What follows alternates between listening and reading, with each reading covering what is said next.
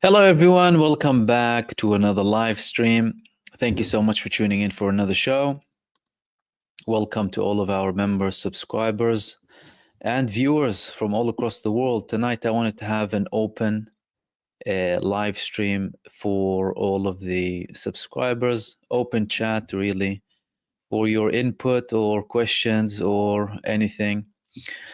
And I'll give you some time to have an input. And in the meantime, I'll share a couple of things with you that I wanted to discuss.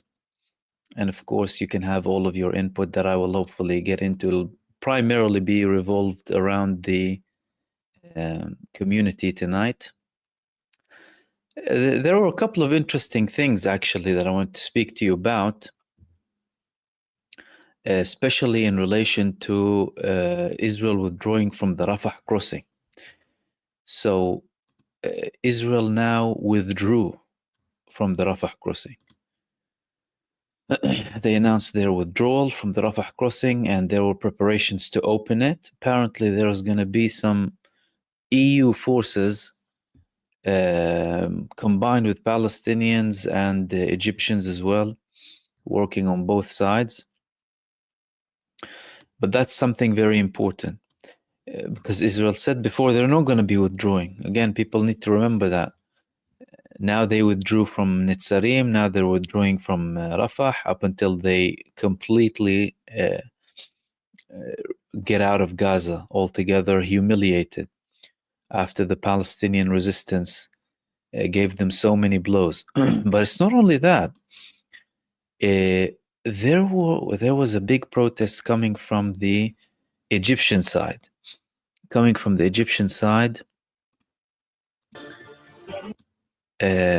Rafah, because Trump is saying that oh no, they're going to have to accept people from Gaza, Jordan and Egypt. They told him, no, we're not going to accept that. We're not going to accept that. But now there were protests on the Rafah side, on the Egyptian side of Rafah, and that's a message coming from Egypt that if Trump wants to, escalate, we'll escalate too. And there were people, not only people from the parliament, representative of some civil society organizations, right? Organizations from Egypt. This was one of the videos that was published today. Let me share it with you.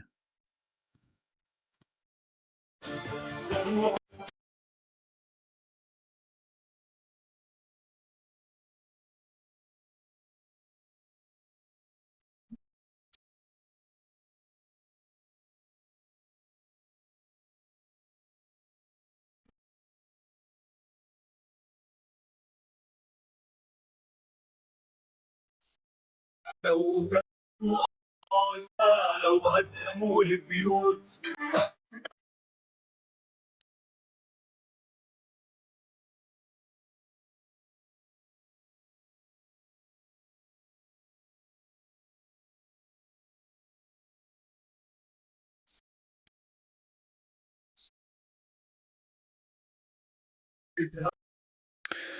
So this protest took place today on the Egyptian side of Rafah.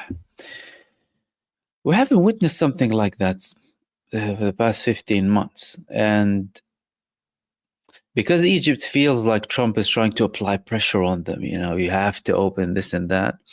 Egypt is signaling to them that we can do stuff. We can do stuff. They can use, really, some leverage when it comes to any attempts to ethnically cleanse Gaza. And this is one of them. Small move of what they can do, which is showing really a clear rejection from Egypt and also from Jordan too, rejecting all of these talks coming from Donald Trump about expelling the Palestinian people. They like to call it willful migration and what have you. But that's not going to work. Simply not going to work.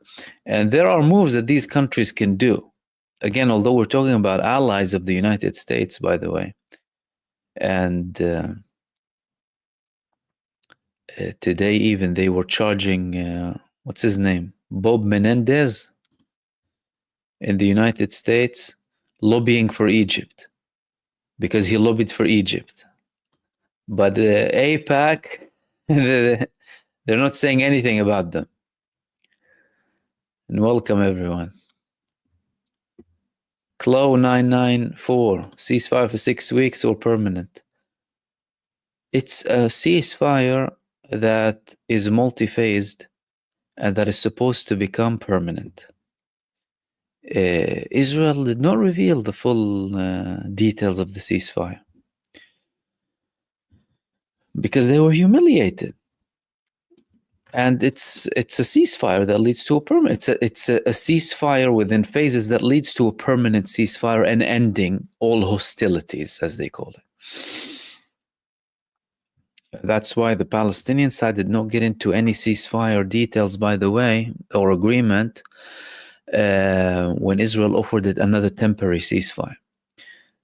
They said, we need to confirm that this is going to end. We're not going to go into the same situation before, where Israel can get a few people, and then they can start attacking. And that's why Benjamin Netanyahu did not publish it, because he has been humiliated. He submitted to the demands of the Palestinian resistance. How is he going to publish it? And also he said, any more hostages? Tomorrow there are going to be 3 Israeli prisoners of war released, 90 Palestinian prisoners too. And unlike previous times, tomorrow it's expected to happen very early in the morning. Usually talks were about, things happening at 4 p.m. The one that happened, what was it, yesterday or the day before? It happened morning, but not early in the morning. Tomorrow it's expected to be quite early in the morning, maybe 6, 7 a.m. Sailor Jerry Swallow, thank you so much. God bless you, my friend.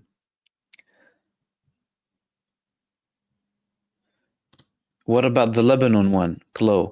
Lebanon is, they've extended this Israeli presence inside of Lebanon for up until the 18th of February. Hezbollah officially rejected that, but there's clearly some sort of an understanding, because we haven't seen any attacks on Israel and what have you. Just the people of Lebanon, the brave people of the south, returning, and that was actually successful. The Lebanese army was helping them; they were assisting them. They didn't have any clashes with the Israeli forces, but the population returning to the south in Lebanon led Israel to withdraw from 12 towns, 12 villages and towns in the south. So that was very effective. Clearly, they applied pressure. And I don't think that Israel wants to escalate further, because they realize who they're dealing with in Gaza and in Lebanon. They're dealing with people who won't really, give up. Look at how many blows they got in Lebanon and in Gaza, with so many leaders, right, being martyred and stuff. But that didn't stop them, and the people are like that too. FM, do you think Egypt and Jordan will accept the emptying of Gaza?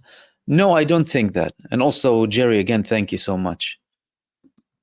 Thank you very much for that. No, I don't think they will allow that. We've already had statements coming from Jordan. We had statements coming from Egypt. And now Egypt allowing these mass protests next to the Philadelphia corridor, signaling that they won't give in. And listen, don't forget, regardless of your view on the Egyptian authorities or the Jordanian authorities, at the end of the day, when things start relating to their internal lands and internal security, things change. and things can lead to a war when it reaches that stage. Now, these countries, they're allied with the United States of America, but that doesn't mean they give in to everything. Because don't forget, in the beginning of the genocide, the United States and many Western countries, they tried to force Egypt to open the borders completely, accept all of the Palestinian population. Egypt prevented that. Egypt prevented the ethnic cleansing of Gaza. Let's say it as it is. Egypt helped prevent another Nakba. Regardless of your view, regardless of they didn't participate, they didn't help, they didn't this, regardless of what you think. And I don't think they're in a position to do that now. Sisi, he will risk his position. The people are already not pleased with him, so doing something like that with Gaza and the Palestinian cause, which is considered to be the main cause in the Arab and Muslim world, no, that's not very acceptable. But Trump's he's a loudmouth, Donald Trump. He likes to babble a lot. But before Egypt and before Jordan, by the way, they like to speak as if, they're talking about these people who don't know what they want, the dehumanization. You need to remember the dehumanization of these abhorrent Western leaders when it comes to Gaza. Oh, they don't know how to control themselves, That's how they justified colonizing these countries. We need to make sure that this side governs them or that side governs them. Instead of talking about dismantling this genocide entity built on supremacy and hate and making sure that they can't commit a genocide. Do you understand the twist? The people of Gaza who returned to the north, have you seen the north of Gaza? Destruction. What they return to? They return to destruction, but they revive it. Like the phoenix. They're already rebuilding their own houses, like with the destruction or what have you. Cement, blocks, whatever. Cleaning, mopping the floors, making sure a couple of sofas are fine. A small tent in the house, leaning, it might fall on them even. But they're there. It's that move from the population of Gaza that shoved many, shoes in Donald Trump's mouth, his big mouth. They returned to their homeland. And that's a message to them and to Israel, we are the indigenous people, we're the owners of the land. You are the foreigners, and you're the ones who should be expelled. You're the ones who came from all across the land. We welcomed you. We said, hey, come on, yeah, sure, come live with us. All of a sudden you kick us out of our homes and you commit an ethnic cleansing. It's the Palestinian people first and foremost. Chuck, do you believe Iran is ready for true promise 3 or still making preparations for an immediate response? I think Iran is seeing that things are headed towards a de-escalation. The looming response of Iran was a contributing factor to reaching a ceasefire, because Iran gave Israel some good knocks. They landed some serious missiles on the bases that Israel used to commit this genocide and to murder children and slaughter children in Gaza. Iran destroyed them very well. They landed some good landings on them. And Iran has also shown that they can protect themselves too. They've been preparing for the past several decades, Iran. So if Iran gave them a taster of what they can actually do, then Israel knows. And also don't forget the leverage of Yemen too. Yemen just now reopened the Red Sea for British and US ships as well, or AKA the genocide cartel. They also know, what do you want us to block it again? And don't forget that, the Red Sea, Iran controls the Strait of Hormuz. And if they want to escalate in the Red Sea, they can too. And Ansarullah, they expelled 3 US aircraft carriers, Yemen, without much capabilities, by the way. So Iran, from their perspective, they're seeing that things are de-escalating. They'll say, okay, de-escalating, we reached the ceasefire in Lebanon before. Now there's a ceasefire in Gaza. They said that we will respond whether or, like, you know, the Iranian president, he said, you know, if they stop killing children, we might consider the intensity. They didn't say outright they won't. However, when? That's the question. They can put it on a very long hold in the meantime, so long as the objectives are reached, which are de-escalation and a ceasefire. That doesn't mean putting trust in these people. That doesn't mean putting faith in them. They know who they're dealing with very well. And they will continue to prepare, by the way. Number one, interesting, you're saying, do you think the US and would sanction Jordan and Egypt if they don't open the borders? I think Trump, you know, he's a loud mouth and he likes to flex muscles. He uses his background in business, in politics too. This bullying and coming up with high demands initially to try and get something else potentially. But he shouldn't underestimate what these countries are capable of too, including opening their space for sides that are very hostile to the United States. I mean, Egypt, they've already been diversifying their, you know, army and their connections worldwide. They deal with Russia, they deal with North Korea. They did not stop any attack on Israel, by the way, that came from over Egyptian territories, unlike Jordan. But when it comes to Jordan, biggest borders with Israel, can Israel handle a partner who is like, you know, not very cooperative on that side? And again, they can act as arrogant as they like.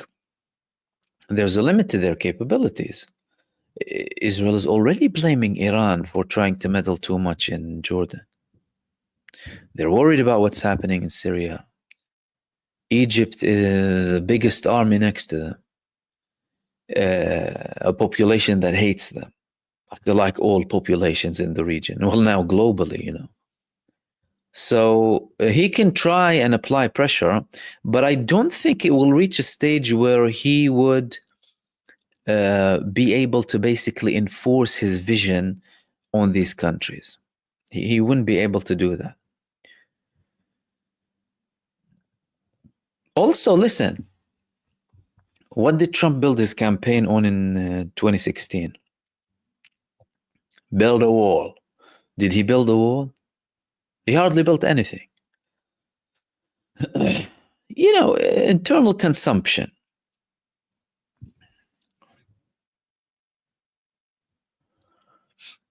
Yeah, Cam, what about the Emiratis providing security? I think the Palestinian resistance, primarily, they will be very wary of anything provided by the UAE, apart from aid. Even when we talk about the reconstruction, they will be very careful about anyone who deals with the reconstruction, too. You know, doing stuff for the favor of Israel and what have you.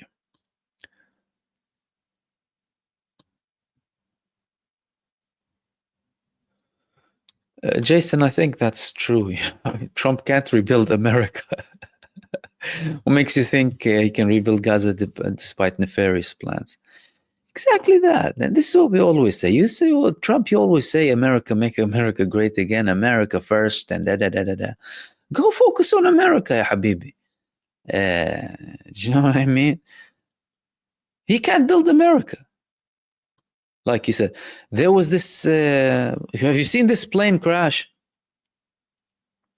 Instead of taking responsibility, saying, yes, immediately we need to, you know, investigate, look what happened.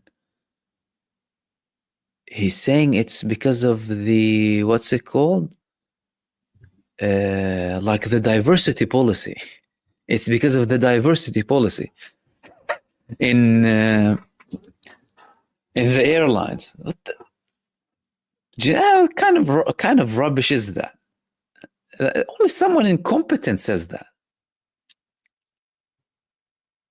Glenn, when are they going to clear some land in North Gaza to set up some sort of accommodation? Well, the clearing of some land is already beginning, by the way, by the municipality of Gaza that had over 80% of its machinery destroyed by the child-killing entity. They're already clearing roads, clearing rubble. People are taking their own initiatives as well. Of course, nothing in comparison to what needs to be done. I mean, much of the stuff needs a lot of work. You're talking about years. But saying that, the people themselves already started. You can say that they started the at least clearing process. Some of them are actually building some small houses with their capabilities next to the rubble. But the accommodation, there were several offers. Now, part of the deal, the ceasefire deal, was having temporary housing that is, decent for people to live in. They're living in inhumane conditions. The population got tents not working. Until now, the other day, there was an infant who died from the cold in North Gaza because, nothing's covering them, even if they're like inside a house with a small tent or something. Inhumane conditions. It's going to be like that for a while. But the temporary housing is supposed to get in temporary tents or some caravans and stuff.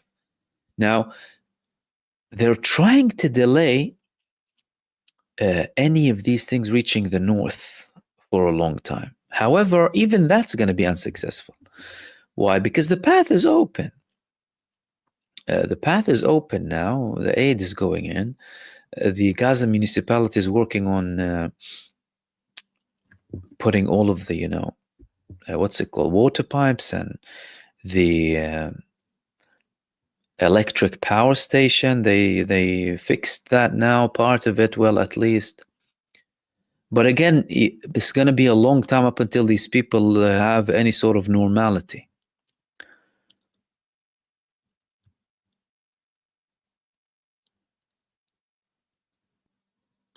Stephen Kelly, what about the 9 countries taking decisive to the Hague today? The work is going to continue against them. No one should think that, like there's a ceasefire now and all of a sudden Benjamin Netanyahu is a wanted war criminal and the world's biggest democracy is inviting him. So, do you understand? The United States is the biggest outlaw state in the world. This is the biggest state of terror, sponsoring terror across the world. Saying that other countries, they have different views and they actually believe in international law. Therefore, they will continue taking actions against Israel. And that must continue. Like the actions that are being taken against any Israeli who served in the army. Any Israeli who served in the army, they need to be hunted down like the criminals they are. It wasn't just Benjamin Netanyahu. No one has an excuse.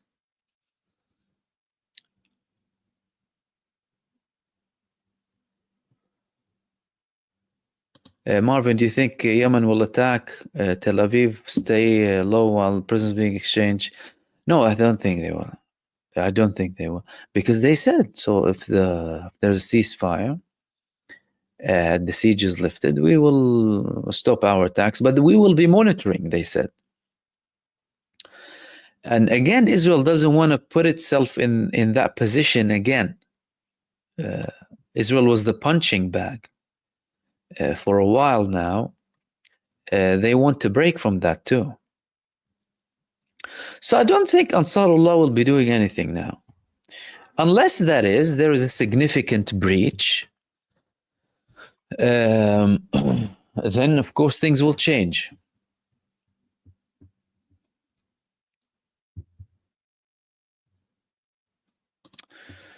Under what conditions, Chem 123, will Gaza not be under Israeli occupation? What effect will that have on international law? Well, the argument of Israel militarily controlling Gaza has been there's been a debate on that in Israel, in the military and in the political establishment too. because if Israel militarily controlled Gaza, which is what the hyper right-wing religious Zionists wanted, that would make Israel, well, a military ruler in Gaza, martial law. There would be implications in international law. Now, although the Western allies of Israel, they tried as much as possible to protect Israel from international law, things flipped. And even when that happened, there was hardly any coverage in Western mainstream media about the trials against Israel, by the way, if you notice. Compare that to what they've done with Russia, for example. So now it appears to be off the table temporarily, because it was a serious plan. It was a serious plan. We got to control. And of course, the settlement establishment, the squatting establishment in Israel, they wanted to settle in Gaza over the dead children. So, although Gaza, by the way, was liberated, and Israel had withdrawal from Gaza in 2005, they still de facto controlled Gaza. Why? Because they didn't allow it, they didn't let it be. So they withdrew from Gaza, but they still had a siege. They withdrew from Gaza, but they still closed the borders. They withdrew from Gaza, but they did not allow them to have an airport or a port. They withdrew from Gaza, but they hardly allowed people to fish. They were killing fishermen and people even swimming. And by the way, the plan to withdraw from Gaza in 2005 was a plan from hell, coming from one of the advisors of the then Prime Minister Ariel Sharon. And the main reason behind the move was to make a split between Gaza and the West Bank to further hinder any prospect of a Palestinian state being established, with a collaborator authority in the West Bank that was later lost, of course, in the democratic elections of 2006, and later expelled from Gaza after they tried to conduct a coup against the democratically elected Hamas government. They succeeded to an extent with that. And then, of course, Israel's allies delegitimizing the democratically elected government, right? Talk about democracy and human rights. So saying that Israel is not safe from international law, because all of the eyes now are on Israel, even when we have a ceasefire. Lydia Micheli, Trump even wanted Albania and Indonesia to take them. You know, these supremacists in Europe and in the United States who talk about refugees and migrants and what have you. Trump himself is the immigrant to the US. He's no Native American, is he? The Native Americans are the real owners of the land, right? So he's an invader who took the country by force by killing 100 million of the indigenous population, and he has the audacity to speak about immigration and foreigners, like the Israelis, by the way, like Smotrich and Netanyahu, coming from Ukraine and Poland and Romania and Russia and Belarusia and Germany. And then, of course, the thugs and criminals and pedophiles from Brooklyn and other parts of the world, coming to tell the Palestinians, the true owners of the land, oh no, you need to stay away from here. Do you understand the irony behind this? And I'm not sure Indonesia and Albania will play ball, by the way, because even if you talk about a third country, not only do you have to have a deal with a third country, and they might tempt them with a lot of money too, you need to deal with the population. Do you see the Palestinians complying with Trump? They were sending him a message. The population, when they were going back to the north, they were also mentioning his statements, by the way. And then Egypt, the main country that should be involved, they were already offered billions. Some reports said that they were offered not only tens, but hundreds of billions, and also taking their debt away. They did not agree.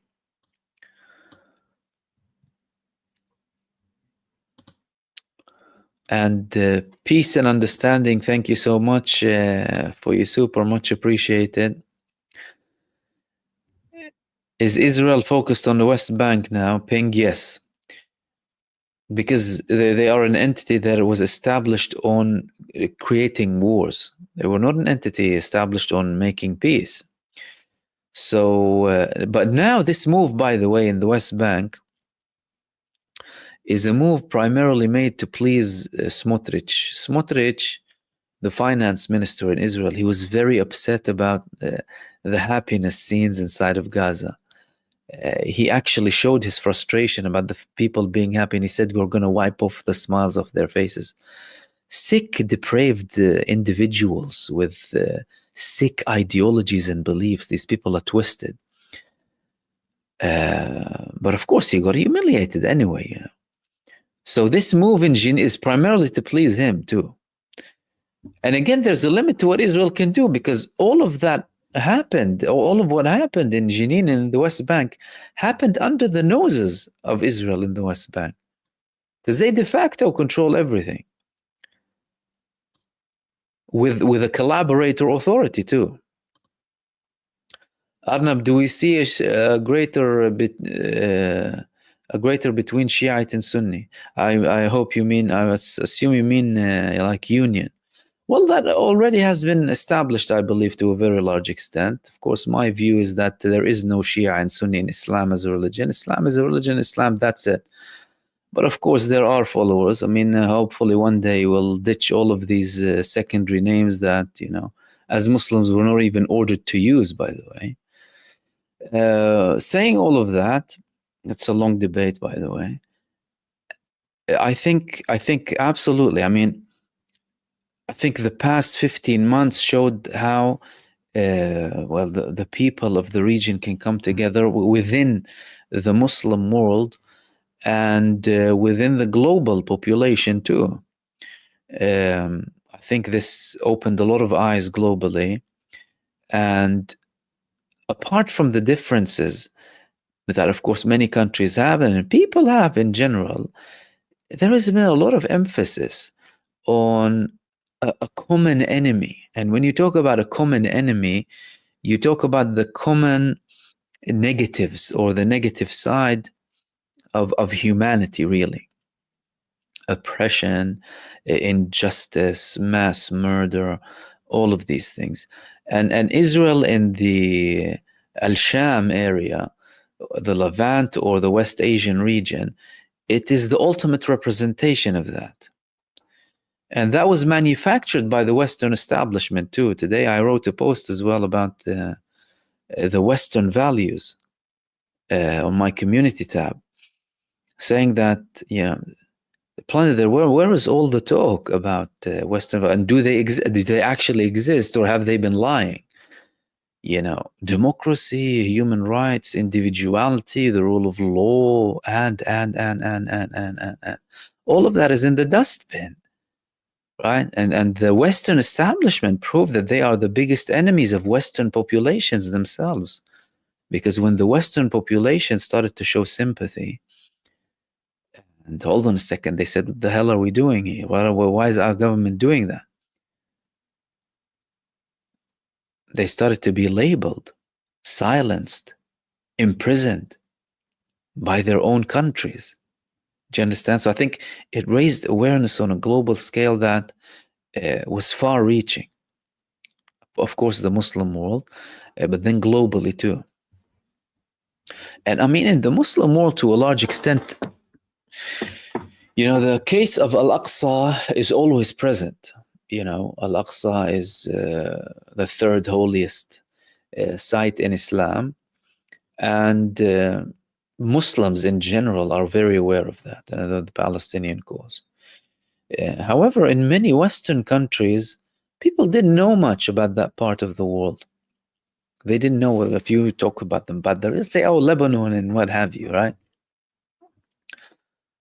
And their governments were always doing the dirty work of covering up the true and ugly side of Israel that they are complicit in, by the way, because it's their creation. At the end of the day, Israel is the creation of the previous British Empire and is the little bee child of the United States now that took patronship over Israel. So absolutely, I think it united the Muslim populations and the world, really, global populations, against a common enemy. They are the enemies of humanity. Zionism is a sick disease that is incompatible with humanity. It should be made illegal. Yet again, Western establishments are trying to protect that same depraved ideology that they created, by the way. So it's an ongoing battle. It's an ongoing battle.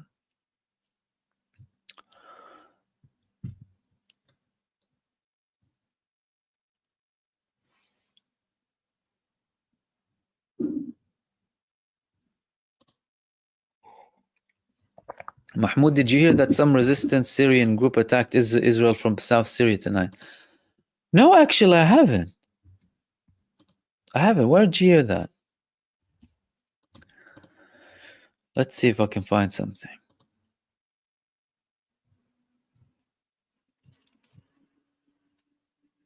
Yeah, you're right.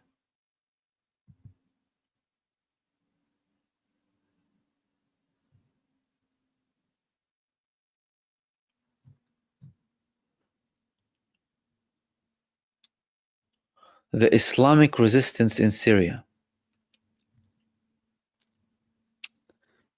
New name. Israeli force immediately went into Taranja village in the Quneitra area and arrested 2 young men. Well, I mean, it's only a matter of time, to be fair. I mean, with Syria, they're focusing on, of course, building the state and what have you. And there's a lot of developments when it comes to that. Trump is already declaring he's going to withdraw from Syria. That means they're going to leave SDF naked. Israel showing concerns about US withdrawing because to them, their hope was to create something with SDF in the northeast. There are de facto moves happening on the ground.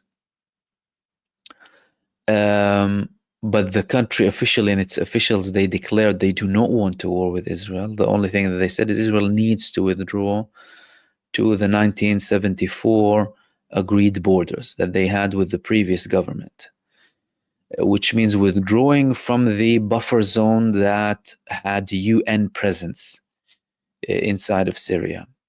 And then, of course, the Turkish backing too. So it might have been something that a few people really made, totally justifiable, attacking an occupier, occupying your land. Or it could have been a message, maybe, from the state.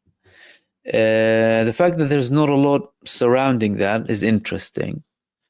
But yeah, I mean, listen, Israel will have to understand. They'll have to understand that they're going to have to withdraw at some point. By the way, I believe they will be withdrawing at the end of the day. I mean, the way I see it is Israel is collapsing anyway in its entirety. You're not just talking about like withdrawing from Syria, withdrawing from Lebanon, or Gaza or the West Bank. We're witnessing the beginning of the total dismantlement of the state of Israel. The total dismantling. Zionism, that's it. It's on its way out. It's a dead body. It's just some people are trying to push a dead horse. Do you understand? They have no legitimacy apart from those who support it try and make it legit.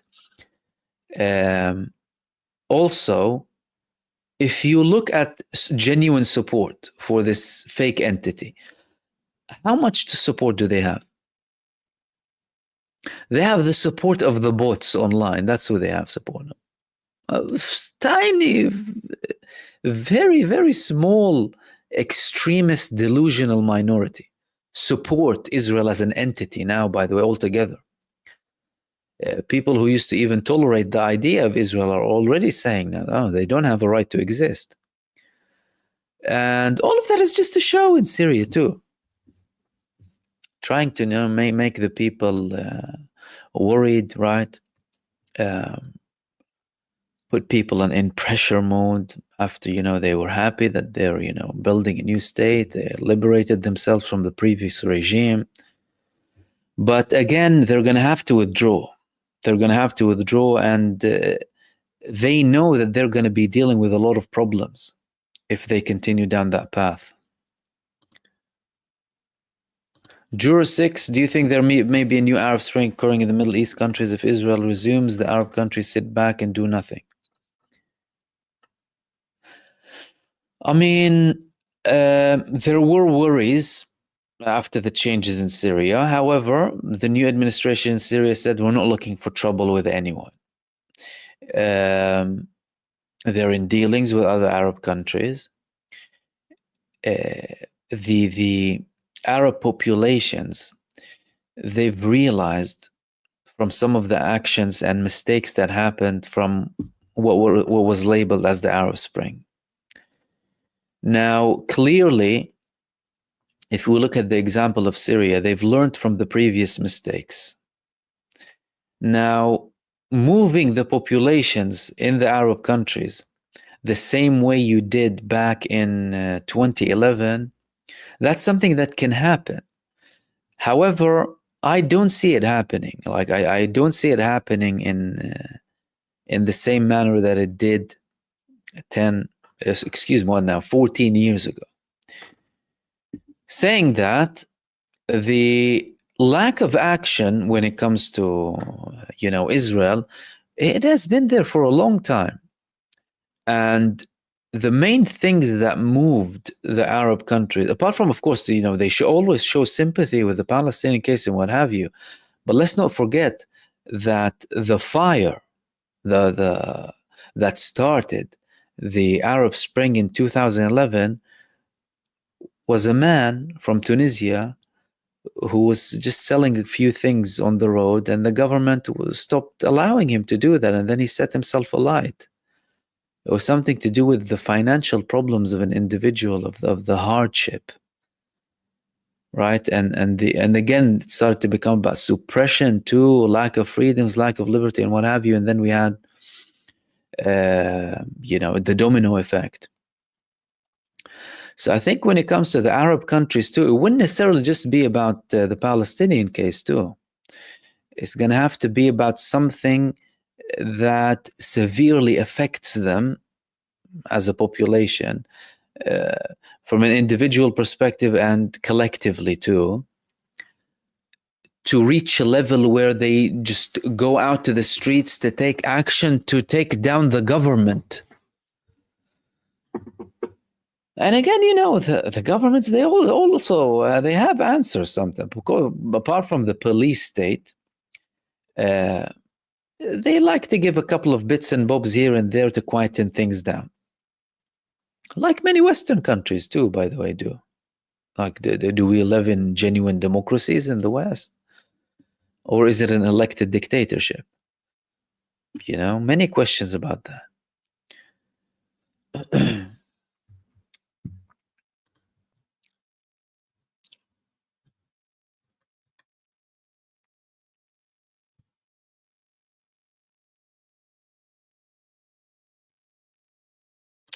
Tory Johnson, Mahmoud, do you think the West Bank and Jenin aggressor will trigger a resistance that includes Yemen and Iran's true promise? It depends on the scale of that. I don't think it will reach a stage of Gaza in the West Bank, but saying that, Israel has proven that it is capable of conducting a genocide. And that should be the focus. The focus should be on their ability to do that as a state. In a case where things escalate to that level, then yeah, potentially, of course, that can happen. Of course, that can happen. And not to justify anything. I mean, what Israel is doing in the West Bank and what Israel has been doing every single day in the West Bank since 1967 is pure fascism, pure racism, pure apartheid, killing, brutality. In the West Bank, you have roads for Israeli Jews and roads for Palestinians. In the West Bank, you have 898 checkpoints. In the West Bank, Israel controls all of the resources. In the West Bank, Israel can decide at any given moment to have impose a complete lockdown on people.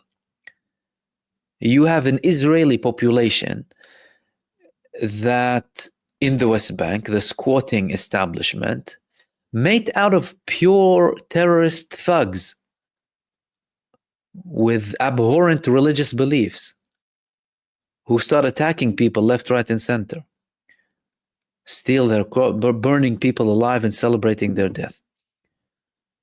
It should be unacceptable, every single day, with or without the Jenin aggression. If it does escalate, and I don't think Israel is planning, by the way, for a very large Gaza scale escalation in the West Bank, then it could take things to different dimensions. And we could see more participation.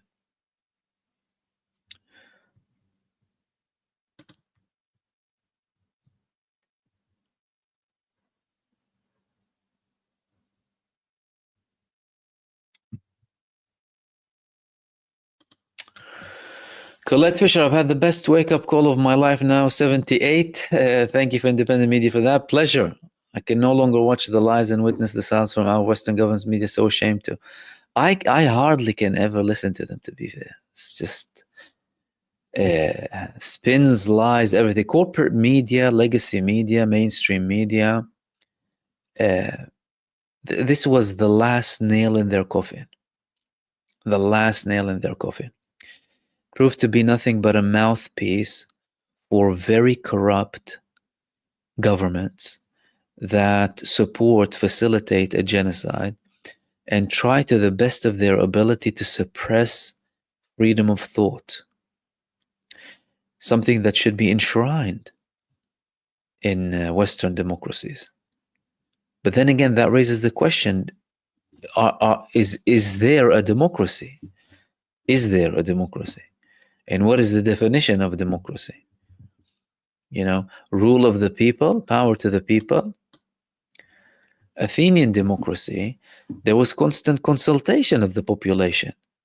It's not that you elect someone, all of a sudden they decide your fate for the next 4 years and you can shut up and close your mouth. No, it wasn't like that.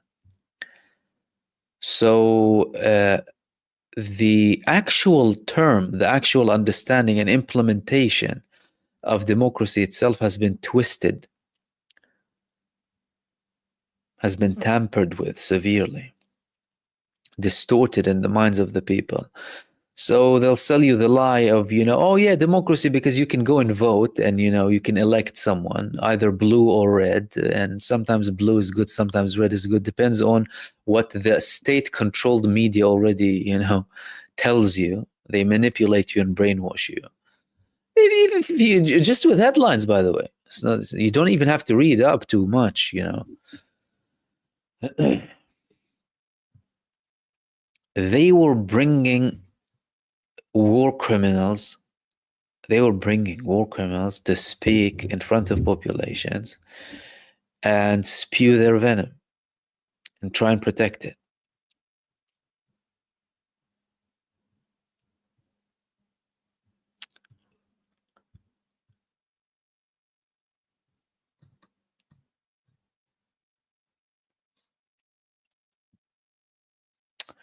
The church is saying, Mahmoud, if Iran did true promise 3 months ago before Trump got back into office, I think Israel would be in a much worse state. Well, I have a lot to say about that, to be honest with you. I think there was a golden opportunity to give this satanic entity a very lethal blow from Iran and from other countries too, that would have made it really kneel down even more than what it kneeled down now. However, if we want to talk about Iran only, Iran has many considerations. Firstly, it has the internal considerations. Not everyone in Iran agrees on, all-out attacks on Israel for the sake of Palestine, by the way. Let's be totally honest about that. Saying that they are the most supportive country by actions and words for Palestine. There is no undermining that. They are the state of resistance when it comes to like talking about resistance. They support the Palestinian resistance, regardless of who's leading that resistance, by the way. So it's not just about one movement or the other. They support the Lebanese resistance, saying that they make mistakes when it comes to foreign policy too. But they have internal calculations.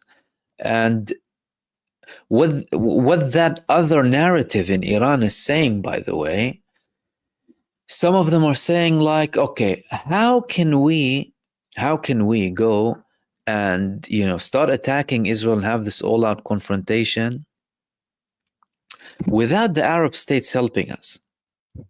Not just without the Arab states helping us, with the Arab states being hostile to us. Hostile, denying everything that we do. Jordan was helping Israel take down some of the Iranian missiles. And how far are we going to go when it comes to Israel? How far are we going to go? They have capabilities indeed to hurt them very bad.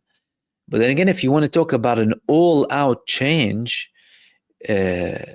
you need a lot of action. And Iran would need to have an alliance that is very bulletproof to conduct something at a scale to completely take down the Zionist regime inside of Israel. Another argument says that they can do it without that much collaboration, by the way. Because even if you talk about the resistance movements in the region, with Iranian support, the only downside is that they don't have a land route, a direct border with Israel. So their strategic weapon would be missiles. And if they want to send personnel on what have you, where are they going to send it from? Egypt or Jordan? Right? They could have been, but hey, look, things are going in a way which is not in the favor of Israel. Israel has been defeated. Israel has been humiliated. The fact that they went into a ceasefire with the conditions of the Palestinian resistance proves that they've been humiliated. Go and listen to the feedback in Israel. Do you know how much of the population believe that they won? A recent poll. How much of the population in Israel won? Come on, tell me what you think. What is the percentage?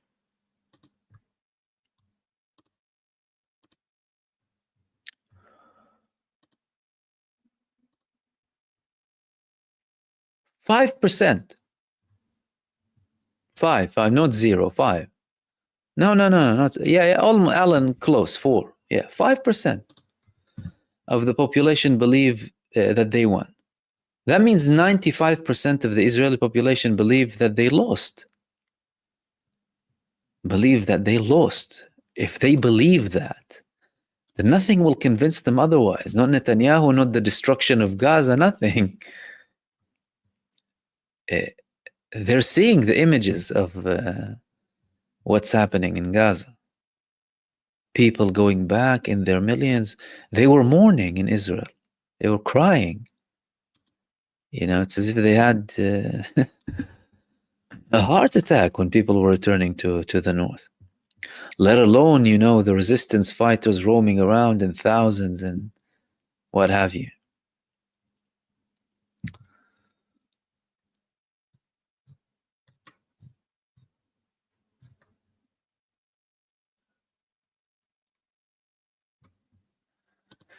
Marvin Vergus, will Syria actually be able to get its wheat back? I know U.S. stealing oil for Zion. Well, I think the U.S. steals oil for itself primarily. But yes, they will be able to get their oil. Why? Because if Trump will implement the U.S. withdrawal from the Syrian parts, that means he will leave the what is called as the Syria Democratic Forces, which consists of the YPG and other movements as well, on their own. That means they're going to have to withdraw from the oil fields. Now, can SDF protect the oils on its own without the central government? No. As a matter of fact, they tried to negotiate that with the new government. SDF and the government, they've been having lots of meetings recently, to a level where SDF said we're willing to be part of the Syrian army, but we want to have like an exceptional role and what have you. Yeah, but the Syrian government told them all of us will be one and just join the army, and you're not going to have like a special favors or what have you.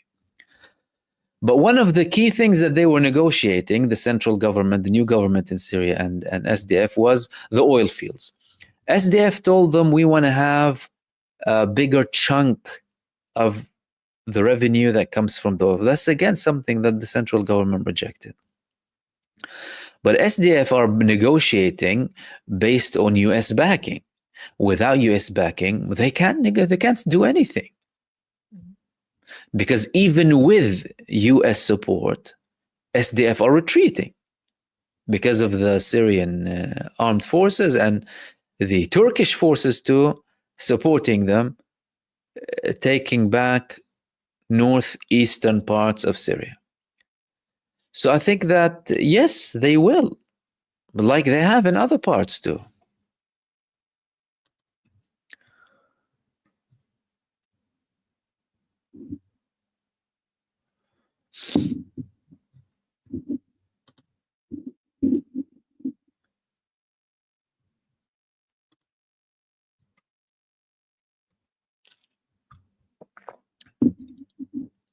And peace and understanding 123, thank you so much.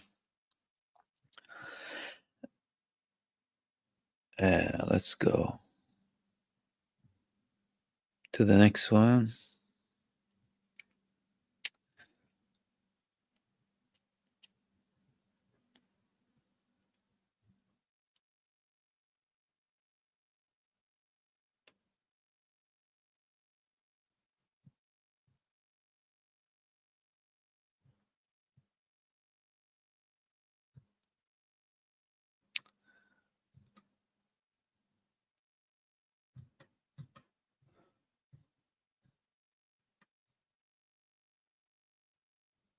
And Marvin as well, thank you, said, if Abbas is removed, will PA exist or be reinvented? Abbas exists so long as Israel exists. The existence of the Palestinian Authority of the West Bank is tied with the existence of Israel. These people benefit and prosper with occupation. They're there to whitewash the occupation, they're there to serve the occupation, and they're there to be collaborators with the occupation. If you ask the average person in the West Bank, does Abu Mazen, Mahmoud Abbas, represent you? They will tell you, Mahmoud Abbas, Abu Mazen, the Palestinian president of the PA, does not represent my shoe. This is what they will tell you. So they don't represent anyone, but there's gonna be problems. What are the problems? The problems are gonna be there when more Palestinian prisoners will be released. Zakaria Zbeidi is a figure that the Palestinian Authority doesn't like. Marwan Barghouthi is a figure that the Palestinian Authority does not like because he challenges Palestinian Authority, although he's a member of the Fatah movement. Also, he had he created another movement, but Fatah origins. So that's going to be problematic for them, and they are already facing internal challenges, like with some of the Fatah leaders abroad, who are not necessarily better than Abu Mazen himself, but they have problems with them. But if figures who are going to be released now actually start to challenge the Palestinian Authority, who have a lot of support from the Palestinian population, that can cause them more trouble. But do not forget that it's the Israeli forces who have their backing. The Palestinian president does not move without Shabak approval. These people, every move needs to be authorized. Israel controls him, has him under the thumb, under the toe, not under the thumb, excuse me.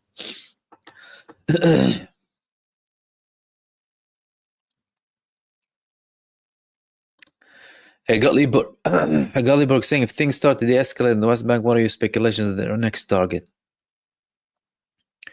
So long as Israel exists, everyone's a target. So long as this Western colonial entity exists in the heart of Palestine, there's danger, there's problems.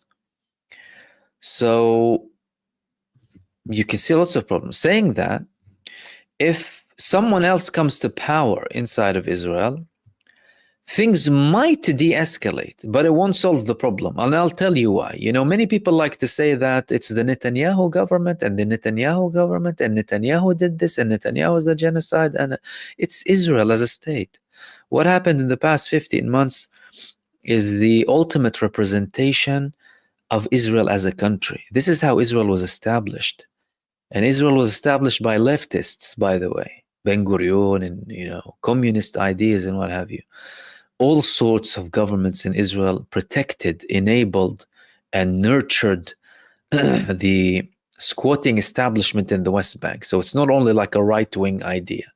Like some people in Israel like to tell you, oh no, these messianic right-wingers, they're causing problems. You protected the settlements in the West Bank. No left, no right. Israel is a problem in its entirety. We haven't seen a good side of Zionism, right? Because there's an argument, can you live with Zionism? That's the question here. No one can live with Zionism. Zionism must be abolished completely, wiped off, made illegal. Doesn't the West talk about Nazism and Nazi ideology and this and that? What's the difference between them and Zionism? They're like that, Zionism and Nazism. They collaborated. Read about the Havara agreement.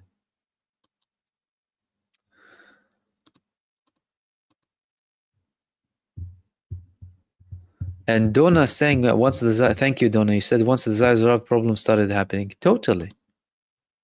Absolutely.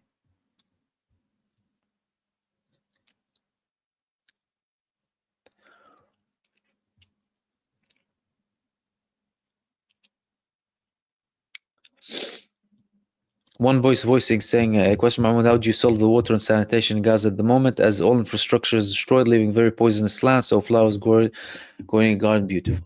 Yes, yeah, there is water. It's not like there isn't water, but it's about reactivating and the reconstruction of the water pipes inside of Gaza, and the municipality is already working on that with its limited resources. The main thing that they need to work in terms of like hygiene and health and safety stuff is removing all of the waste from the streets. Israel prevented them from taking waste. Israel ruined everything to create this humanitarian crisis, which we need to understand under the eyes and watch and support of the Western countries who support Israel, by the way, the establishment that supports Israel. Under their watch, they were legitimizing all of these inhumane, cruel, evil things against the population. But now the people are already working on that. But for a long time, for a long period, many things require a lot of work to have like a functional, complete water system. That's going to take some time. It's going to take a lot of time. Because with the reconstruction, with the electricity, all of that is going to have to take some time. In the meantime, they're getting the water that they're getting is in trucks. So trucks with, you know, gallons and gallons of water will come in certain areas. People will take them, you know, fill in buckets and stuff and have makeshift showers and what have you.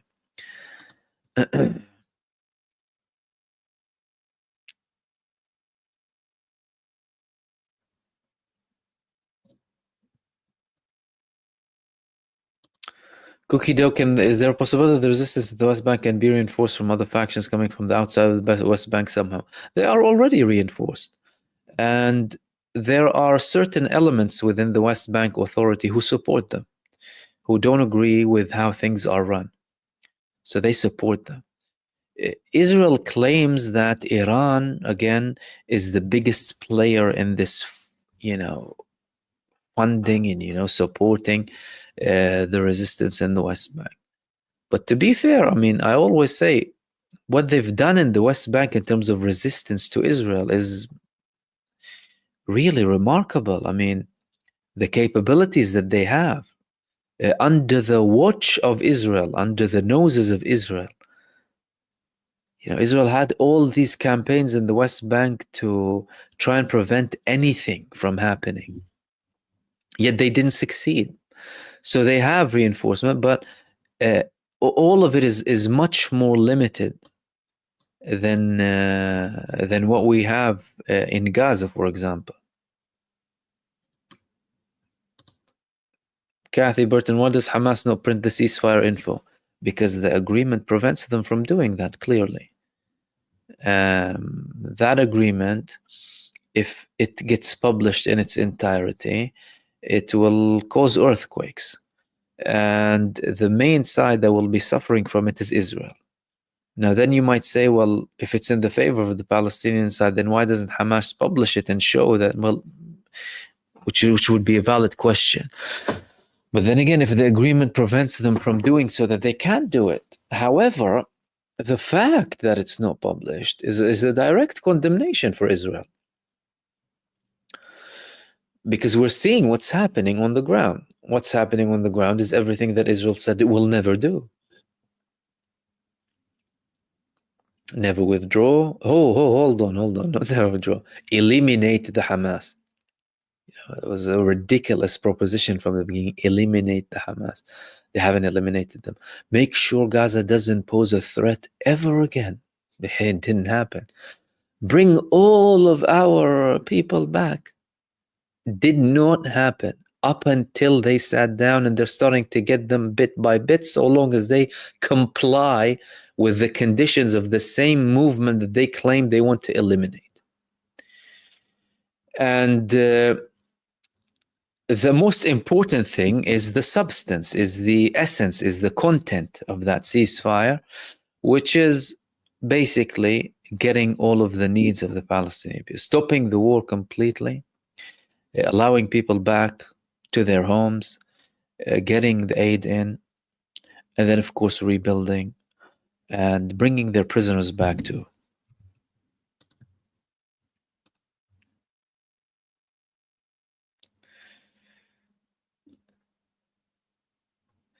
And Amin Danya, thank you. You also said that religious terrorism by extremists is in everyone's history. The history of Zionism will be written as a movement who only exists necessarily by violence. History shows it will fail. Absolutely. And yeah, religious terrorism and religious fanaticism exists or existed in all religion, non-religious too, secularism too, by the way. Don't we have secular terrorism and fanaticism and radicalism? We do, absolutely. But the fascinating thing is that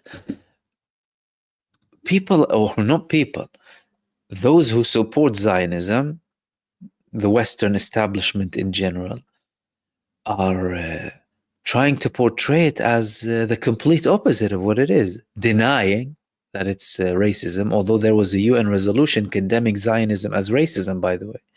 Do you know that? They later went back on it because of Zionist pressure. And they're trying to say that this form of terrorism is fine. But what the United States and establishment and its allies, what they always show and prove is that terrorism is fine so long as we do it. If we conduct terrorism from a US perspective, we're defending ourselves. Right? Even if it's attacking a country several thousand miles that hasn't done anything to you, fabricating stuff to wage a war on a massive country like Iraq or Afghanistan and Vietnam and countries in Latin America. And now you can see Trump and how he's behaving. He's threatening Canada, a long-standing ally of the United States. Panama, he wants to take Greenland. That's the United States, militaristic oligarchy, which is a mass terror oligarchy. So yeah, the funny thing is, even some politicians were twisted to a level, were depraved to a level where they wanted to say that, no, you can't even criticize Zionism. You can't criticize Zionism. But again, all of that is collapsing now.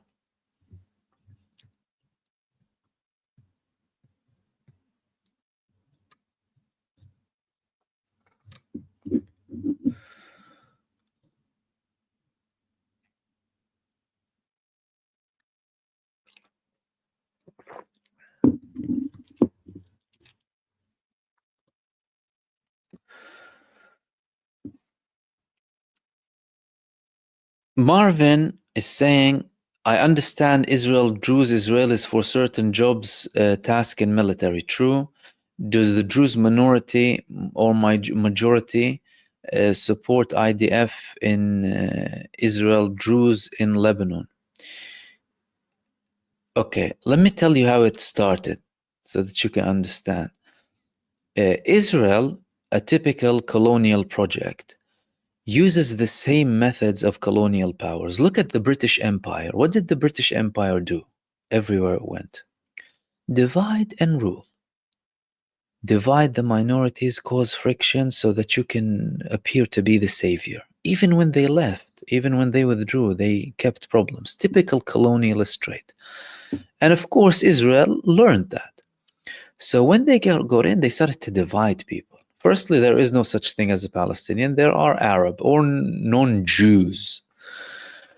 So they started to try and make deals with the minorities, of course, in Palestine. So you've had in the Palestinians, you've had Muslims, Christians, Druze as well. So they wanted to make them different ethnicities. So the Jews were like this Druze ethnicity. Okay. They had deals. And how did they do that? They started to deal with the leaders of each community. So even with some like of the Muslim communities, they would deal with what they used to call at the time the Mukhtar, or the chosen person to lead a certain geographical area. With the Druze community, the tragedy for the Druze community is that they managed to have a deal with their spiritual leader. Now, the Druze community in history, they have a history of, they were sometimes oppressed in history, the Druze population. But in many parts, they were living as normal people. Now, Israel capitalized on that, as if, we're protecting you, you're a minority, otherwise they will kill, and even though they've existed there for such a long period of time. And one of those traits of some of the Druze community protecting itself, by the way, is geographically positioning themselves on the mountains. That's why in many areas, even when you talk about Lebanon and Syria and Palestine, they live in mountainous areas. That's something historical. They used to resort to mountains to protect themselves as a community. Israel capitalized on that. They had deals with their spiritual leaders who said, yeah, sure, fine, we will pledge allegiance to you and your state. But Israel told them, but you're going to have to serve conscription, exemption only for women, for example, or religious students, what have you. Not everyone liked that in Israel or in occupied Palestine. And some people resisted that. However, as a whole, it was enforced. And there is no excuse for Druze or anyone serving in the IDF. You serve in the IDF, you're a criminal. Simple. Enforced, not enforced. Now, what happened after that in recent years as well? There was a lot of anger within the Druze community, especially after Israel came up with the nation-state law in 2018. When Netanyahu came up with the nation-state law, that was like the biggest slap in the Druze community's face. This state belongs to the Jewish people. Druze told them, we've been sacrificing all of our life. We have a blood unity with you. They like to call it like that. We're brothers. Why did you do that? And then some people in the establishment in Israel tried to kind of sugarcoat it and. Didn't work. But ever since then, the sentiment started to change even further. Now, during this genocide, there are several Druze imprisoned in Israel for refusing conscription. Are they a majority? Not from what we can see, no. Similar to the Israelis who refused to. However, there are elements, and there always have been elements in the Druze community inside of Israel who have been very much opposing, this approach of, we have to serve and with this and that, and they criticize Israel heavily too. And they are known figures, by the way. But the problem is, of course, when you talk about, if you talk about the spiritual leader leading this ideology and this, approach, that's problematic.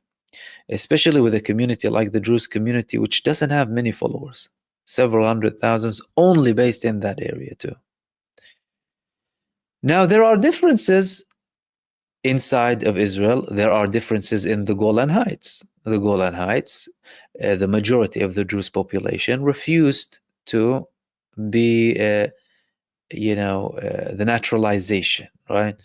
To have Israeli passports, for example, because they said, no, we were living in an occupied place. We don't want to recognize Israel. We belong to Syria. Again, this proves that there are different views. In Lebanon, too, similar views. Syria, similar views. There are split views, by the way, in Syria and Lebanon. But it's not all the same. Do you understand?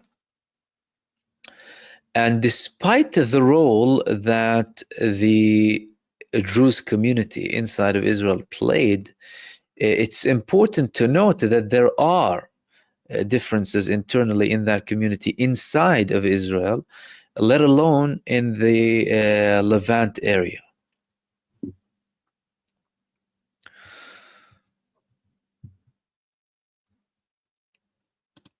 Yamjik saying, Kevork Almasian said he would welcome talking to you about your differences with Syria.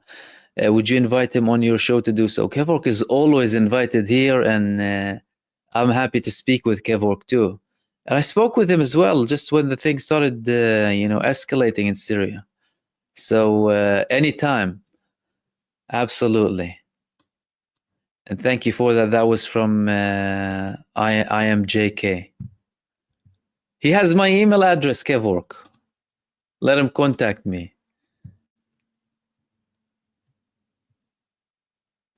Bonjour. Is there any hopeful news from Egypt in support of Gaza? Or are all Egyptians too beaten down to disobey El-Sisi and the army? Listen, El-Sisi came in a military coup. El-Sisi came in a military coup, and everyone knows that. The Egyptian population in their entirety, as in the vast majority, are supportive of Palestine. They have felt the poison of Zionism when Israel occupied Sinai, and they had to expel them.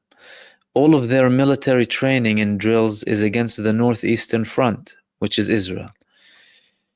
Now, saying that, you live in basically a dictatorship at the end of the day. It has internal problems. The most positive thing that's happening recently is the fact that they rejected outright. The Egyptian president himself said, no, we rejected. We won't be part of ethnically cleansing Palestinians. And also the video that I just posted earlier on. That's supported by the government. Let's not be like naive or anything. No one can go to that part of North Sinai without government approval. This was facilitated and supported and sent by the government, this protest that happened next to Gaza. And what is that? That's a signal from the government, from Sisi himself. I can send people, let alone the army. The defense minister was on the borders with Israel. right? No, with the borders with the Philadelphia corridor, as in Gaza, when Israel was still occupying it. Egypt showed a strong position against ethnically cleansing the Palestinians. It showed a very strong position against Israeli presence on the Philadelphia corridor. To a level where Israel started to say that Egypt is aligning with Hamas. We're worried about the negotiations. Saying that, I mean, massive changes inside of Egypt. I'm not sure that that's expected, really. There are complaints internally in Egypt about the economic situation and what have you. There have been complaints, of course, about the lack of action when it comes to the genocide, but that complaint is valid on everyone. So I don't think, though, I do not think that the Egyptian side will submit to Donald Trump's demands. Donald Trump, as much of a macho as he wants to act, right? And he has a very big mouth. He doesn't achieve everything that he wants. He does not achieve everything that he wants, and I don't think he will. And before Trump and before Egypt, it's about the Palestinian people in Gaza. People who showed so much steadfastness and valiance and bravery and heroism for the past 15 months. They sent him a message by going back to the north. Do you understand?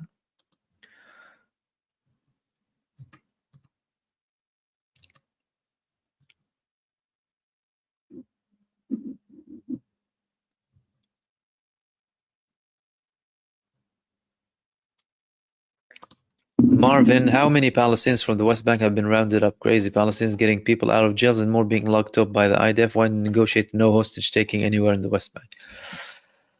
Listen, there are many things that are required. A ceasefire agreement, there's so much that you can add to it. Like, no state would say, oh, there's no way I'm arresting anyone ever. Let alone Israel, arresting people left, right, and center. So that wouldn't have been something possible. Saying that, many people who have been released are released to the West Bank. The only thing that the Palestinian resistance tried to do this time to kind of try and apply pressure is force Israel to have, what's it called? Like an amnesty or like a pardoning for anyone who is released, that they will not be rearresting them. They will not be rearresting them. Of course, so long as they don't do anything against Israel. But then again, I spoke about that before. Is there a back door to that? Yes, there is a back door to that. What's that back door? The back door is the existence of the administrative detention policy inside of Israel. So that would have been something very difficult to do. And I don't think that Israel would have accepted such proposition.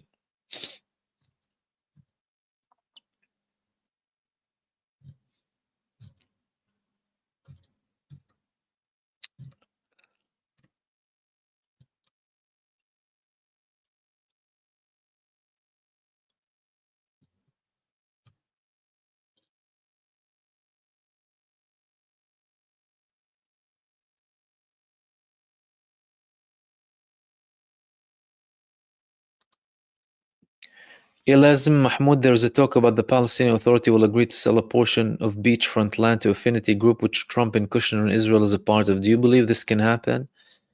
If you mean the Palestinian Authority of the West Bank, they will hopefully have no say in a liberated Gaza. This authority is a treacherous authority. Secondly, Kushner and Trump, and they want beachfront. Go to Tel Aviv, buy a beachfront, right?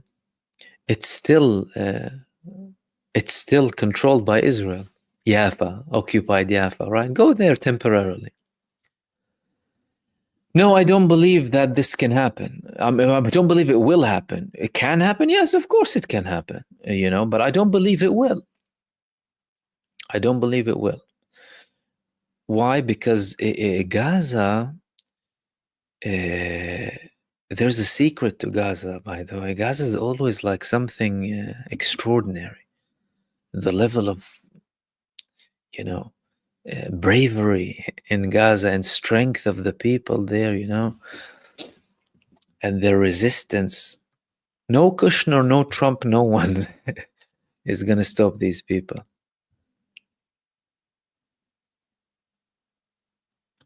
Marvin, do you think there are tunnels going to Jordan from the West Bank? Jordan is a U.S. lackey. They get U.S. money. How much of Jordan government security forces or Zionist supporters? Your guess. Maybe there are tunnels. How much of the Jordan government security forces are Zionist supporters? I don't think many of them are Zionist supporters, let's be frank. But I think they just know their role that they're meant to do. And that role is a non-hostile role when it comes to Israel. Saying that, there have been actions happening from Jordanians against Israel in the past 15 months. They killed many Israeli security forces. But there's a lot of internal criticism against the government. However, not to a level where it would drastically change the government policy.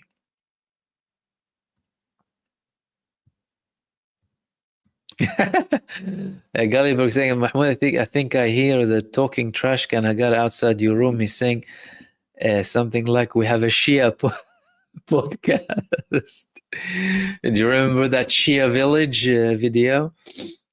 Gulliberg is having a reference to Daniel Hagari, the Israeli IDF spokesperson, when he was in Lebanon, and he was emphasizing on the fact that they are in a Shia village. We're in a Shia village, and as you can see, this is a Shia village, and they have missiles inside their toilets. And they were telling us there were missiles everywhere in Lebanon. Missiles in the toilets, missiles in the living room. But people started making jokes, like having these 3D prints of the people having this ballistic missile inside of a living room. And then one guy said at the time, I can't convince my wife to move the sofa. Let alone putting a ballistic missile inside the living room. Such trash PR, I'm telling you. Doesn't matter how much they want to spin things, it doesn't work. Bots, even one of their bots flipped against them. Have you heard about this bot? There was this Israeli bot active. All of a sudden, it flipped against Israel. Even their bots flip against them. Jeez, but they don't give up. They don't give up. They're zealots. And now they're claiming Gazans are even faking everything. Now they're faking the skeletons. Oh no, this is not a real skeleton. Everything becomes nothing. Nothing becomes everything. Black is white. The devil is an angel. The angel is devil. Satan is good. What can you do? Yeah, it made me think maybe we should have a podcast called the Shia Podcast.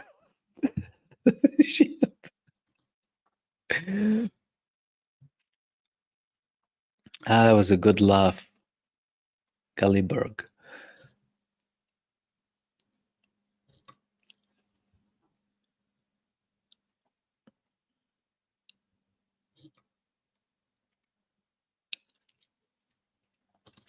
Jack Powell, Mahmoud, what do you do for fun? Oh, nice one.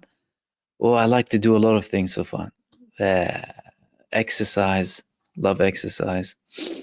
Calligraphy, when I have time. Calligraphy require. I used to share some of my calligraphy also on my community tab, but I don't have a lot of time to do that now. So yeah, exercise. I love martial arts. I have a background in boxing, in Kempo karate, in kickboxing, and a bit of mixed martial arts too. Yeah, daily push-ups, pull-ups, what have you, running when you can. And I try to implement them during the day because usually don't have a time for like a 1 hour session. Yeah, but that's the biggest fun.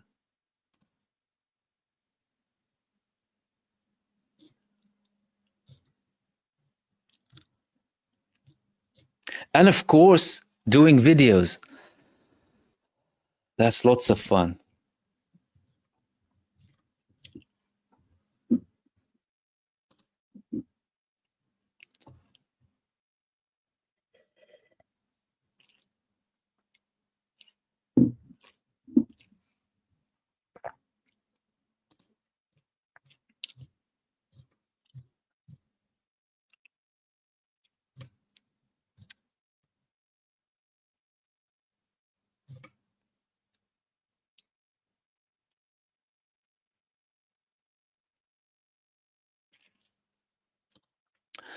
Tori, thank you for that. Said I want you to make me feel good with your presentations. Views are looking forward to your streams every day. One place to discuss and have a clear view. Thank you for all of us. Thank you so much, my friend, and welcome.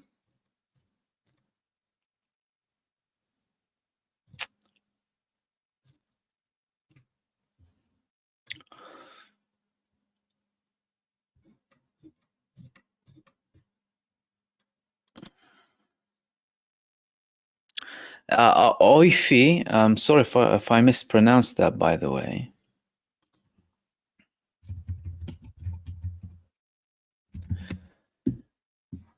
Ifo. Is it Ifo? Yeah? I hope I got it right this time. You said...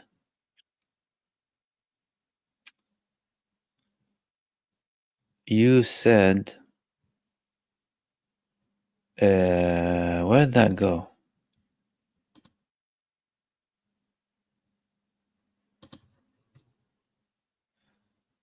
Ifa. Yeah. Ifa. Is UNRWA still operating? Yeah, they are.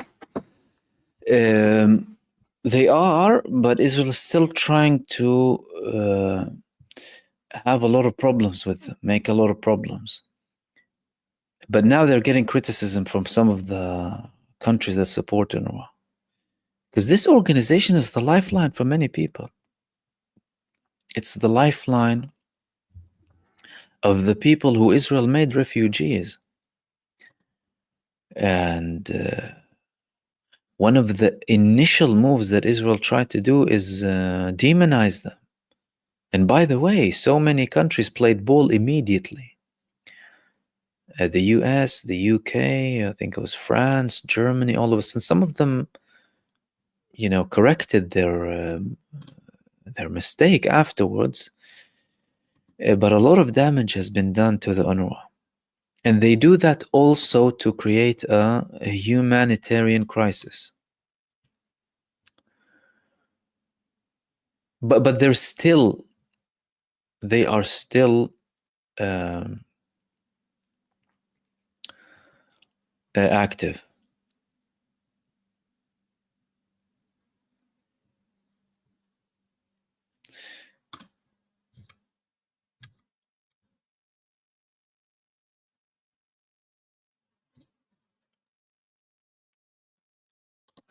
Druze 6 of housing prices, I would love it. Haifa gone down yet as the squatters have fled or the process of fleeing.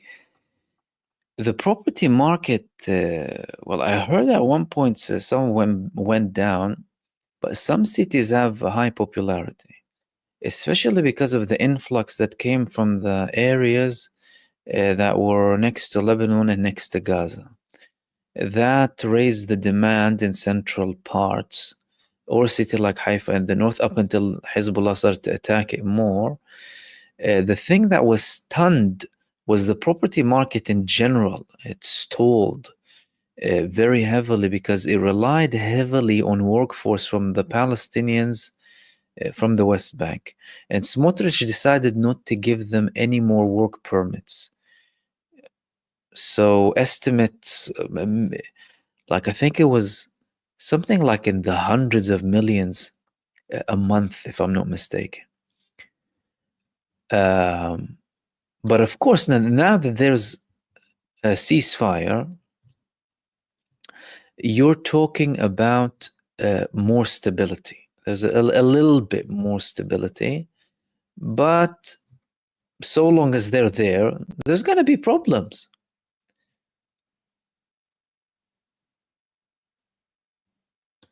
Danielle Trump feels strongly that Egypt and Jordan will take over 1 million Palestinian refugees.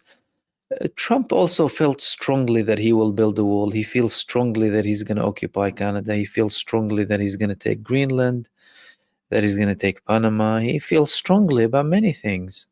He also felt very strongly and actually said that during his first day in office, he will stop the Russian-Ukrainian war as he stopped it. So he can feel as strongly as he wants or believe as strongly as he wants. You know, some things are bigger than him. I don't think he will be succeeding. And not because of the lack of cooperation from Egypt and Jordan, by the way, who are not really complying, the opposite, but primarily from the Gazan population. The Gazan population showed that they don't leave their lands. Why? Because 73% of them consist of refugees from 1948 territories. They were told, leave to Gaza and return when the war ends, by the way. By who? By Israel. Did they allow them back? No. Did they allow the Palestinian refugees in Syria and in Lebanon to go back? No. West Bank? No. Did Israel allow the Palestinian residents of 1948 territories with Israeli nationalities to return to the places that they were expelled from in 1967 and 1948 that Israel now controls? No. So what's the norm? That Israel does not allow you to return if they expel you. That's why this time they said, I'm not going to. We were going back to the north because if we don't go back to the north, then we're never going to go back. That's why I was looking at people when they're going back, and I was kind of, I really watched hours upon hours just of live people going back to the north. And what do they have to say? And do you know what is the fascinating thing? Most of them were in awe. They were so happy that they were going back. They could not believe themselves to the destruction, total destruction. They were like, I can't believe I'm here. I'm so happy to be back. I'll build a tent over the destroyed house. Because they thought that they might face the same fate that their ancestors faced in 1948 and in 1967. Where do Gazans come from? Asqalan, Sudud, some from Lid, some from the Naqab. This is where they come from.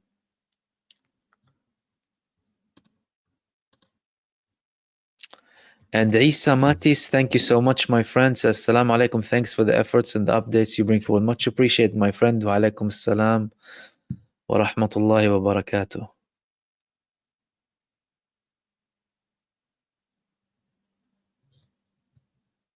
Mahib, yes, I covered that. Yeah, and he is, but they're not complying. And with regards to the annexation of the West Bank, I'll add to that. The annexation of the West Bank has been a very intense demand coming from the allies of Benjamin Netanyahu.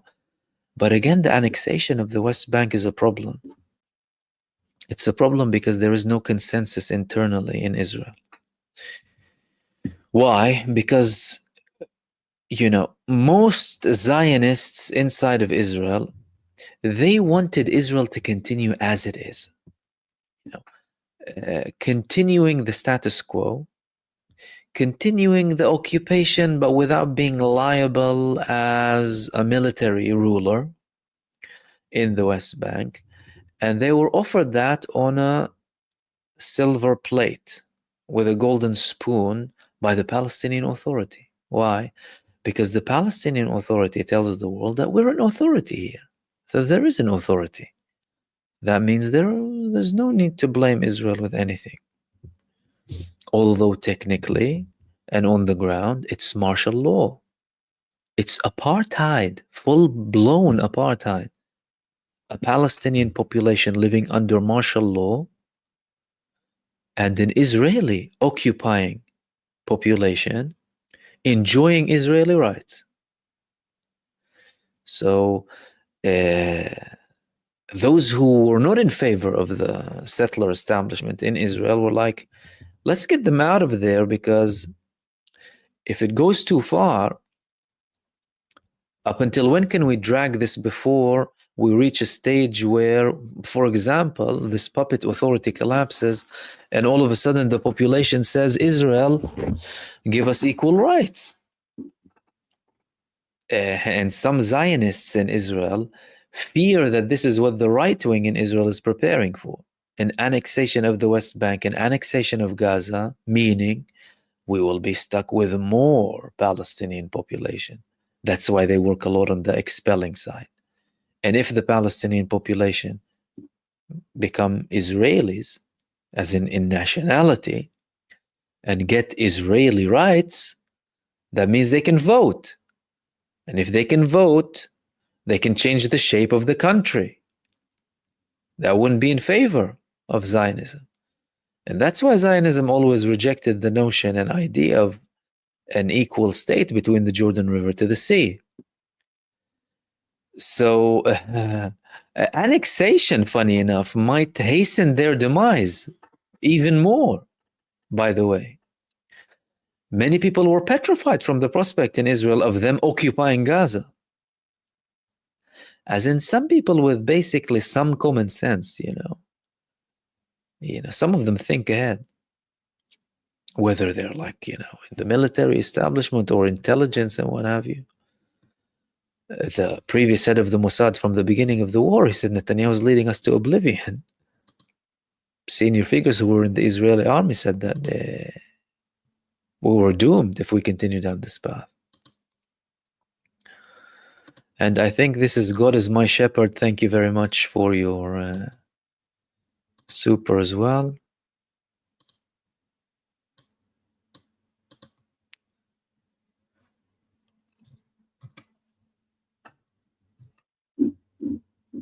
And Hussein Brazil, thank you. He said, is Promise 3 still happening?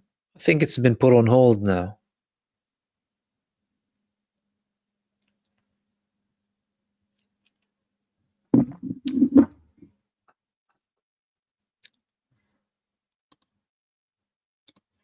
And Haifa, again, you said the veiled threat to Egypt by Israel regarding their army size and weapons accumulation. Is that Israel's plan B for the Sinai? Well, listen, in the beginning of the war, I had a video quoting a senior figure in the Israeli Military Intelligence Directorate who was in charge of surveillance when it comes to infrastructure in some of the Arab countries. And this man was monitoring the infrastructure movements of Egypt inside Sinai. And he made a claim, based on maybe some evidence, that Egypt in Sinai, firstly, they breached every line of the peace treaty that they have with Israel. That they have heavy machinery and equipment, more than what the peace treaty says. It needs to be a demilitarized area. They have many soldiers, and they have tunnels. They have what he called attack tunnels in Sinai. Why? To protect themselves, or to prepare to attack Israel in case we decide to go to Sinai. Indirectly hinting that we might occupy Sinai again. Egypt knows that very well, and Egypt capitalized on certain events in Sinai to reinforce more. One of them was what the government called at the time the combat against terrorism in 2014. That was the excuse. We need more forces. Now, when Israel had this genocide in Gaza, and Egypt felt the pressure, not just from Israel, but from the US, from European countries, open the borders. They felt like, hold on a second, that they're genuinely, serious about this. So they had some of their biggest military drills, and they had over 100,000 troops and heavy machinery and equipment in northern Sinai. Blatant breaches of the Camp David Accords. Their excuse, though, you see what Israel is doing too. Israel can't roam freely and without us doing anything. And one of the biggest messages was from the army. I think it was the defense minister or one of the commanders of one of the divisions of the army in Egypt, who said that it's our land. We're free to be wherever we want here. And then he was asked by the interviewer at the time, well, what about the peace treaty? He's like, this is my land, no one can tell me when I will be. Now, does that mean things will all of a sudden escalate and explode? Not necessarily, but I think both countries are prepared for that. And guess what? I'll tell you something. Egypt more than Israel. I'll safely say that. Egypt is prepared for a war with Israel more than Israel is prepared for a war with Egypt. So if things explode between the two countries, it'll be in Egypt's favor. Israel has been downsizing their ground forces for over a decade. And Major General Itzhak Brik, who's retired, I've been quoting him a lot. He was criticizing Israel for doing that. It was like, we're downsizing ground troops. And now they saw what happened in Gaza. Now imagine doing that with Egypt.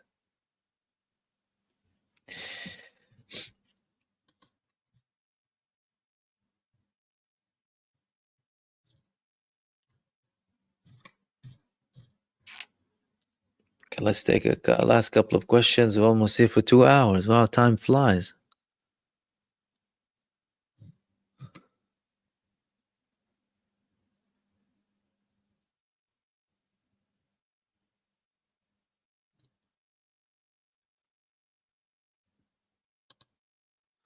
Marvin, do you think Sisi said no to US about accepting Palestinians? Do you think CIA, Mossad will have an accident revolution that will then do US Zio bidding? What groups oppose Sisi now? Listen, the biggest threat that happened recently to al-Sisi was from a man who was part of the Syrian revolution, who made a threat to al-Sisi from Syria. Do you know what happened to him? Syrian new government, they imprisoned him. He was fighting with them, they imprisoned him. Why? Because they wanted to send a message, we're not here to export anything. Sisi today congratulated Ashara, aka Jolani, for his presidency, president of the transition period, hinting, well, the worries might have faded. There were worries from Egypt.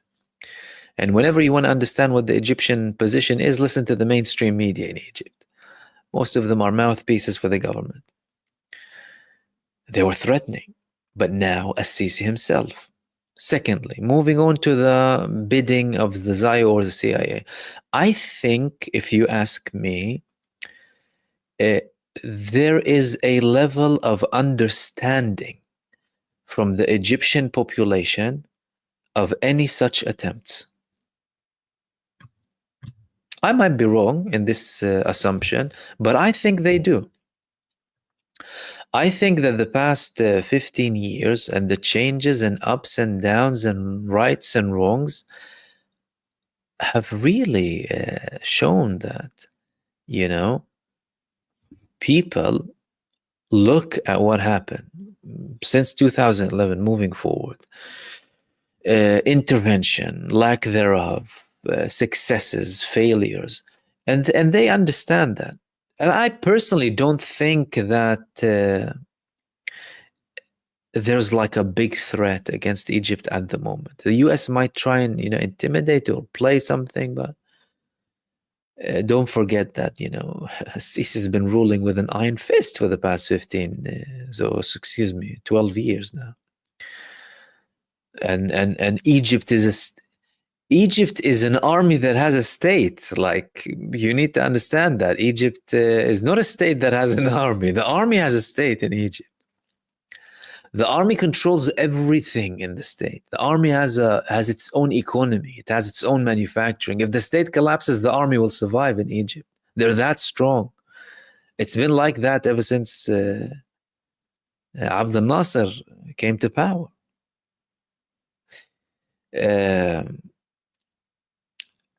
And that military, agree or disagree with the decision making when it comes to politics, it's there and it's capable of doing stuff. And it has a level of intimidation. Now, politically, they play diplomacy. We're friends with America. We have a peace treaty with Israel. We don't war with anyone. But don't test us. Like, we have our limits. Do you understand?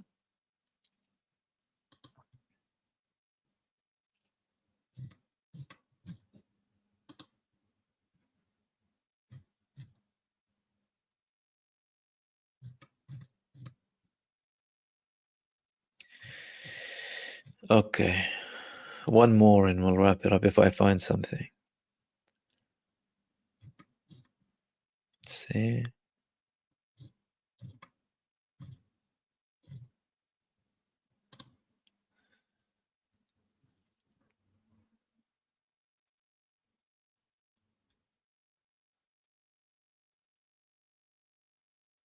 Putin's shirt is saying Egypt is a BRICS member now. You're right.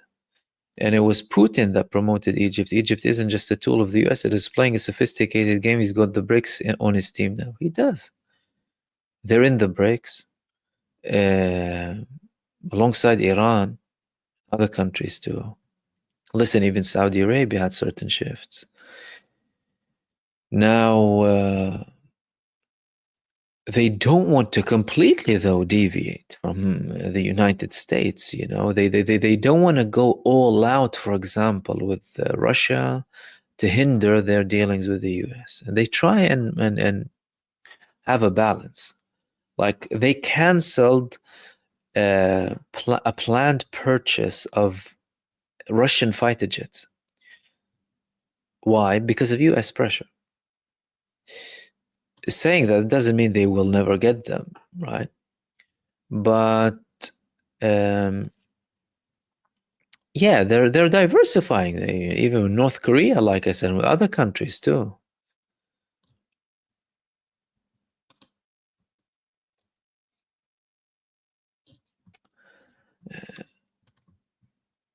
Okay, let's wrap it up there. Okay, guys, thank you so much for tuning in for an open live stream, long one tonight. I'll hopefully be with you tomorrow. Thank you so much for everyone who participated. Apologies if we missed some of your comments. Thank you for everyone who supported. I think this is God is my shepherd. Isa, Hussein, Amin, Donna, Marvin, Peace, Understanding, and Jerry. Thank you very much. Enjoy the rest of your evening and your weekend ahead, everyone. Stay blessed, and I will hopefully see you soon in the next video. Peace, everyone. Take care.